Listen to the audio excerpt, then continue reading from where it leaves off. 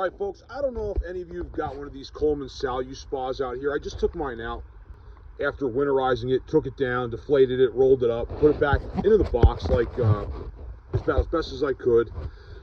Opened it up, inflated it. Got air leaking out of the valve down here, the check valve where the filter cartridge screws onto. Coming out through here, there's a screw on the top.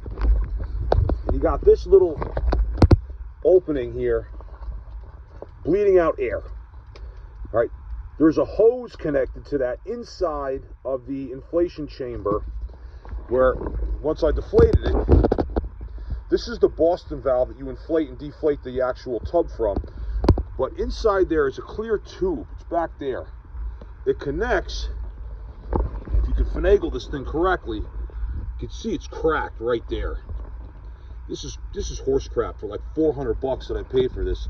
The hose is cracked and it feeds into the backside of that check valve where the cartridge threads onto. I don't know if I got it lined up here. Let me see if I can get the camera in there. But earlier, before I did get to I was able to see the back of that check valve, and you could see where the white plastic hose had like cracked and sheared right off. So air is just pouring out of the inflated area and out of the tub.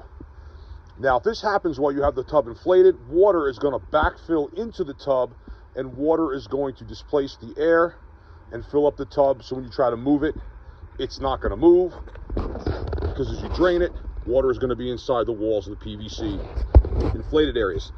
I have seen on other videos, people have taken like silicone or shoe glue, and they have just filled this thing in completely and just blocked it off, and then it's held the air. Probably could use like a rubber vinyl like pool patch or something to cover that as well.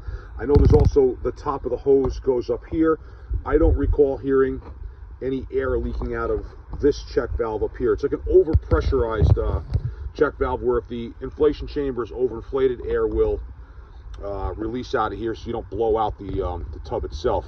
My last Intex hot tub did not have this type of feature on it. I don't know if it's really necessary, especially when you try to inflate this thing.